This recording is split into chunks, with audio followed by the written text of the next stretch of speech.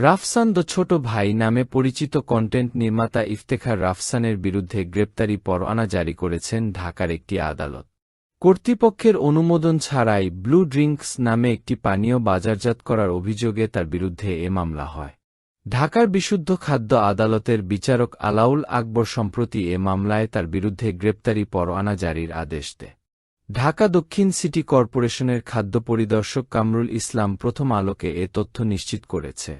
কামরুল ইসলামী blue drinks বাজারজাত করার অভিযোগে সম্প্রতি ইফতেখার রাফসানের বিরুদ্ধে ঢাকার বিশুদ্ধ খাদ্য আদালতে মামলাটি করেছিল।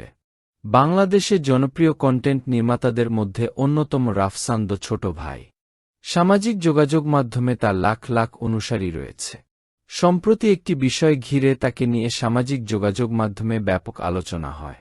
সামাজিক যোগাযোগ মাধ্যমে প্রকাশিত কন্টেন্টের আয়ের অর্থ দিয়ে তিনি একটি গাড়ি কিনে মা বাবাকে উপহার দিয়েছিলেন। এ নিয়ে পক্ষে বিপক্ষে নানা আলোচনা হয়।